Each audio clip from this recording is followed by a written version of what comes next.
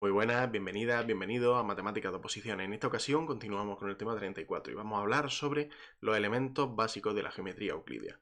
Según los elementos que podemos encontrarnos, los postulados que podemos encontrarnos en los elementos de Euclides, obtenemos una serie de definiciones que se obtienen de manera constructiva, que se generan de manera constructiva y que no dan por sentado nada, excepto los 5 postulados a partir de los cuales va surgiendo todos los demás, los 5 axiomas, perdón, a partir de los cuales van surgiendo todos los demás postulados.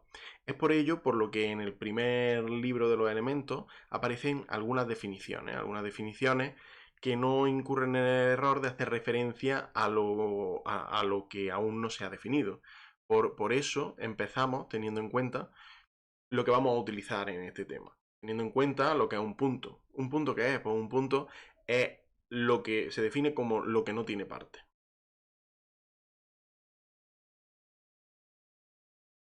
Lo que no tiene.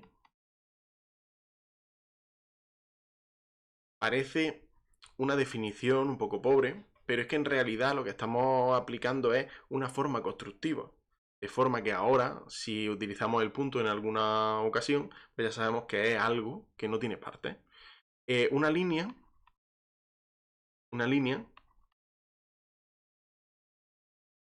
tiene longitud y no anchura. Una línea es algo, lo mismo que el punto es algo que no tiene parte, la línea tiene longitud pero no tiene anchura. Una línea recta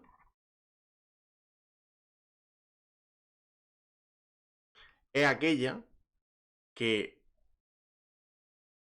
ponerlo,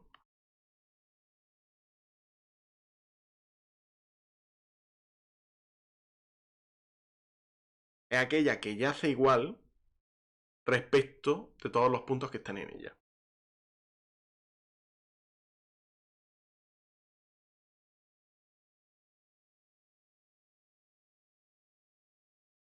¿Qué quiere decir que yace igual? Porque está en la misma posición que todos aquellos puntos vista desde todos los puntos que están en ella. Una línea recta, la idea intuitiva de línea recta, que hoy ya sí la tenemos, a la hora de construir estas definiciones se necesitaba algo que fuera que no se basara en la opinión o en la observación, simplemente en una definición clara. Y así es como la empezaron a hacer. De hecho, posteriormente hablamos de, de la superficie y una superficie. ¿Una superficie cuál es? Pues si una línea es algo que tiene longitud y no anchura, pues una superficie es algo que solo tiene longitud y anchura.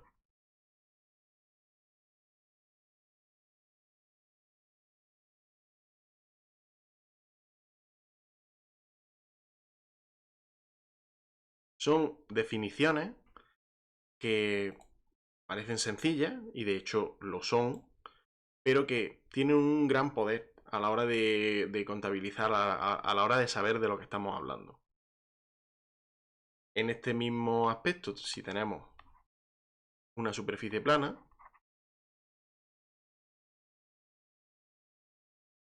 es aquella que yace por igual respecto de todas las líneas que están en ella.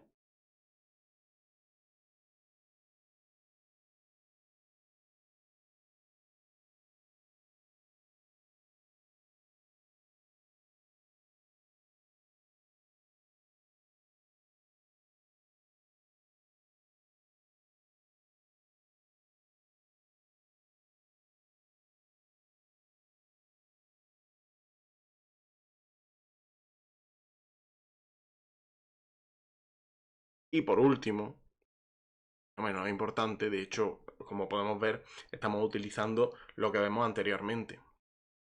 Por último, tenemos, estos son los más importantes, hay más definiciones. Estamos poniendo las que van a ser interesantes a la hora de desarrollar este tema. En sexto lugar, los ángulos. Un ángulo plano. Un ángulo plano es una inclinación mutua de dos líneas que se encuentran una a otra en un plano y que no están en línea recta. ¿Qué quiere decir? Un ángulo es la inclinación mutua, es decir, la inclinación mutua, podemos hacer el ángulo desde esta hasta esta o desde esta hasta la otra, la inclinación mutua al encontrarse dos líneas en un plano. Esa es la definición de ángulo. Todo esto es desde la perspectiva de Euclides, pero también hay que tener en cuenta desde la perspectiva de la educación secundaria obligatoria, cómo podemos transmitirlo a partir de nuestros conocimientos en secundaria obligatoria. Lo que se suele utilizar, se empieza por la noción de punto. Un punto simplemente se puede representar por un punto. Lo que normalmente conocemos como punto pues, se representa así. Y simbólicamente se le da en los valores, pues, valores alfabéticos. Cuando no sabemos lo que son, se le da valores alfabéticos en mayúsculas. A, B, C, etc. Cuando tenemos una recta está constituida por infinitos puntos que están alineados.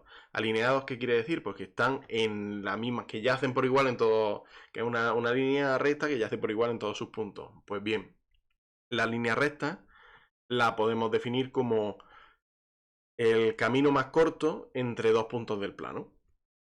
Una línea recta la podemos definir como el camino más corto entre dos puntos del plano. Y de hecho así también se define.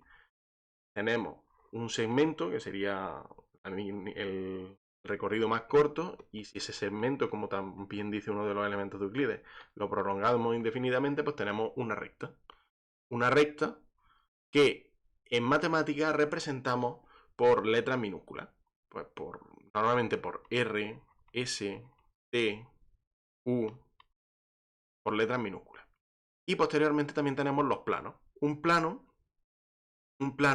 normalmente se identifica y sobre todo se suele escribir, se puede escribir como un cuadrado simplemente, gráficamente me refiero, de forma gráfica, o también como un plano inclinado que además nos da la sensación de tenerlo en perspectiva. ¿Cómo se identifican alfabéticamente? Pues en este caso con el alfabeto griego. Alfa, beta, gamma, son las letras que solemos utilizar para los planos. Con todo ello hay que tener en cuenta que, claro, que a la hora de representarlo, pues nosotros representamos en un plano, podemos representar puntos y rectas. En una recta podemos representar puntos. Y de hecho todo esto nos va a servir a la hora de extenderlo a la geometría descriptiva, a la geometría de Euclides, perdón, al plano con las ecuaciones cartesianas, con los ejes cartesianos. Todo esto nos va a servir a la hora de transmitirlo. El valor del punto A va a venir dado por dos coordenadas, pero sigue siendo el punto A. Esa es la idea. Al fin y al cabo, cuando queremos representarlo, ese es el punto A. Y ese va a ser el punto A siempre. En cuanto a la formalización de los conceptos, hay que tener en cuenta que la formalización de los conceptos se basa en tener en cuenta los axiomas, en tener una división considerable de los axiomas. Y como ya adelantaba anteriormente en la introducción, fue Hilbert uno de los que participó en este proceso de formalización, de formalización rigurosa de los conceptos y de la axiomática en cuanto a la geometría se refiere. Y por lo tanto vamos a continuar vamos a explicar, vamos a mostrar cuál era la clasificación que él realizaba. De hecho, empezaba teniendo en cuenta los axiomas que llamaba de incidencia. También hablábamos de los axiomas de orden. Axioma de las paralelas. Axiomas de congruencia. Y axioma de continuidad.